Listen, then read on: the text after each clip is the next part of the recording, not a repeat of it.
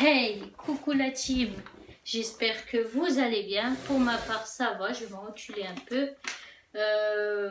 Bref, je vais faire une vidéo assez rapide, on va dire ça comme ça, sur les 7 conseils que je peux donner pour qu'un couple dure. Je peux vous conseiller là-dessus parce que ça va faire bientôt 9 ans que je suis en couple et bientôt 3 ans que je suis mariée. Donc je peux vous conseiller là-dessus et ça me fait plaisir de vous donner des conseils. Bien sûr, j'ai cette petite feuille parce que j'ai marqué tous les conseils parce que j'ai un cerveau de poisson donc je m'en souviens pas de tout, bien sûr.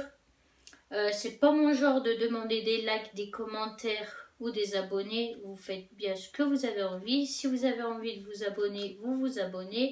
Pareil pour les commentaires ou les likes.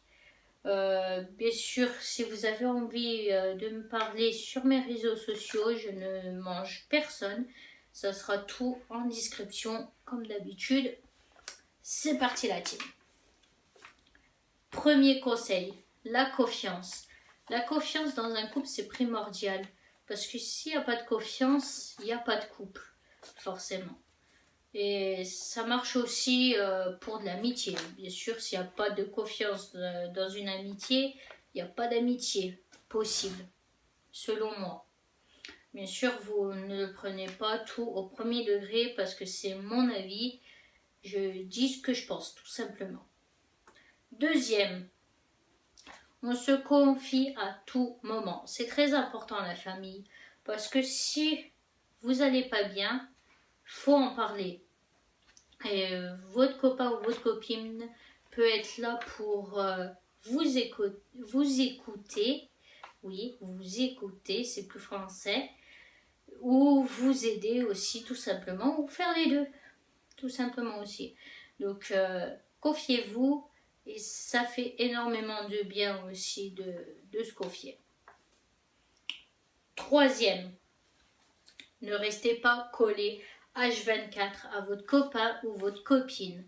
Parce que si vous restez collé H24, ça va faire comme pour mon couple. Il y aura des disputes. Et les disputes, c'est pas très bon parce qu'il y a certaines disputes qui peuvent emmener jusqu'à la rupture. Bon, excusez-moi.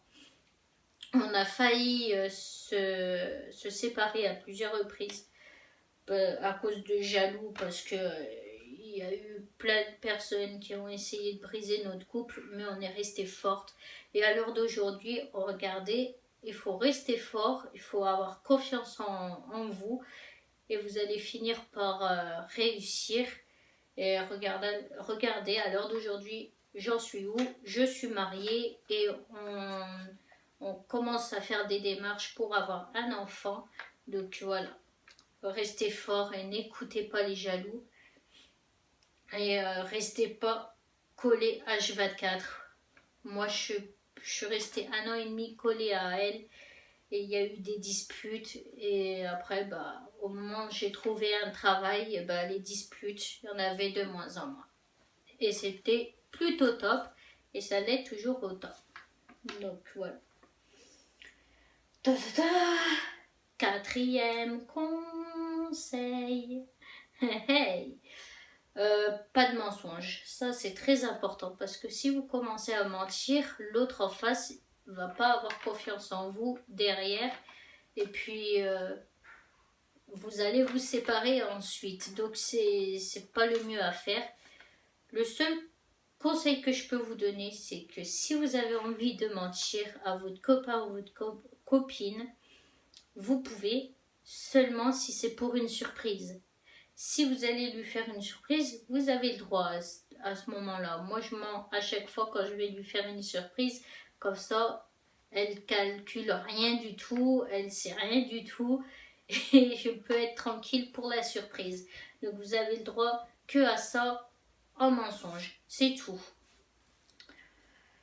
Oui. Cinquième petite conseil petit. J'ai dit petite, moi. Oula, je suis pas réveillée aujourd'hui. Ça m'a chamboulé cette matinée. 5e petit conseil, les petites attentions, c'est très important. Je dis pas forcément d'acheter tous les jours des roses ou tous les jours l'emmener au restaurant ou quoi, non.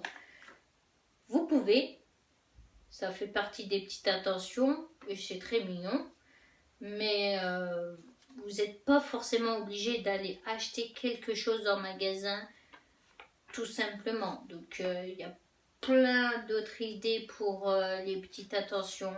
Vous avez juste à vous inspirer tout simplement de ce qui vous entoure. Moi, de temps en temps, ce qui m'inspire, c'est de lui faire un petit massage, de lui faire un petit repas et qu'on fasse un petit tête à tête en amoureuse. Et puis, c'est assez sympathique comme petite attention.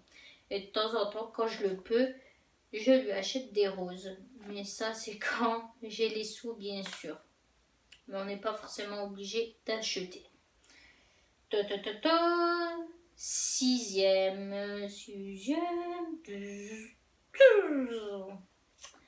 Les moments à deux. Les moments à deux aussi, c'est très important. Et puis ça fait du bien, ça permet de se retrouver tous les deux et de parler de tout, de rien. Même si vous passez votre week-end en amoureux devant la télé, ça fait quand même du bien parce que, comme je vous ai dit juste le conseil d'avant, on peut passer un week-end à se faire un massage, acheter des roses, un petit repas, tout ça. Des moments rien qu'à nous deux, ça fait quand même pas mal de bien. Moi et mon épouse, on a genre un week-end par mois où on se retrouve toutes les deux, où il n'y a vraiment personne autour de nous, où on est que ensemble. Et franchement, de temps en temps, ça fait énormément de bien, je peux vous le garantir.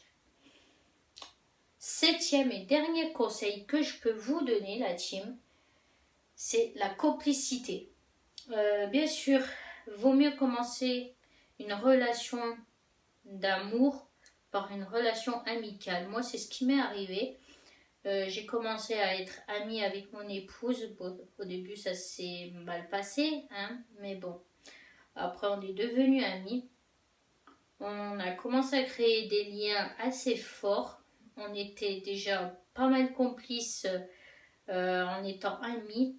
Et cette complicité n'a pas changé, même quand on a décidé de se mettre ensemble, en couple. Et c'est ça qui est top, parce qu'à l'heure d'aujourd'hui, on est énormément fusionnel. À chaque chose que je veux faire, je lui demande à chaque fois son conseil. C'est la première personne où je me dirige pour avoir un conseil, un avis.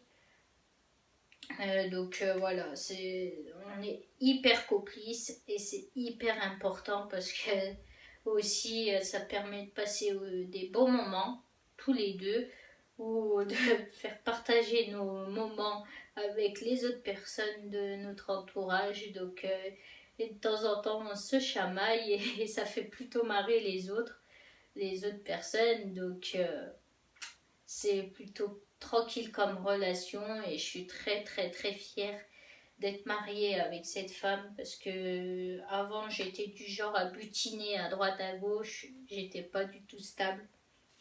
Elle m'a rendue fidèle et c'est quelque chose que je remercierai jamais assez parce que voilà, tout simplement. Et puis si vous mettez une femme en face de moi ou si une femme vient me draguer, je recale parce que j'ai énormément de sentiments pour mon épouse et je ne peux pas aller voir ailleurs tout simplement. Bref, on a aussi deux rituels, oui. Enfin, il y en a un des deux que c'est plus mon rituel à moi que le sien. Mon rituel, c'est que comme je sais qu'elle se lève après moi, que ce soit avant les vacances, avant de partir au travail ou quand je suis en vacances, je lui prépare toujours son petit déjeuner, son cacao, parce que les genres de gâteaux, tout ça, je ne sais pas ce qu'elle prend et je ne sais pas ce qu'elle veut, parce que des fois ça change. Mais je prépare tous les jours son cacao avant de monter la rejoindre pour lui faire un bisou et après partir au travail. Et sinon aussi, avant chaque repas, quand on y pense, bien sûr, on se fait souvent un petit bisou. Et c'est un genre de bisou qui veut dire merci, ou quelque chose comme ça en fait, tout simplement. Et si du jour au lendemain, je commence à perdre mes habitudes, et bah, ça va pas le faire parce que j'aime énormément ces habitudes et puis c'est quelque chose que je le fais sans être forcée en fait. Je le fais parce que j'aime le faire tout simplement.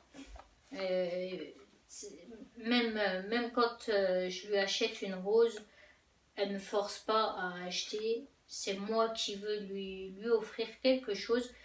Ça vient juste de moi, ça vient de personne d'autre, tout simplement. Bref, la team, j'espère que la vidéo vous a plu. J'essaierai de refaire d'autres vidéos dans la semaine, mais ça risque d'être un peu compliqué parce que je vais reprendre le travail. Et puis là, j'ai remarqué que depuis que je suis chez ma soeur, j'ai beaucoup plus d'inspiration pour les vidéos parce qu'elle m'aide énormément à trouver l'inspiration. Mais je vais faire au mieux de vous faire plus de vidéos. Bien sûr, en semaine, comme je viens de le dire, je vais retravailler.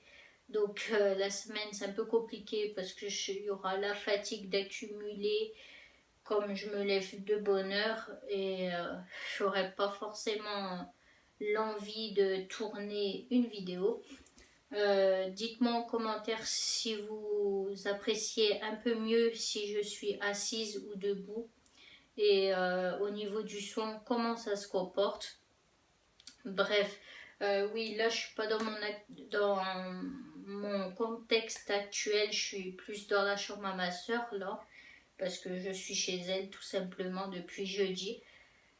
Bref, moi je vais terminer cette vidéo, ma petite team licorne.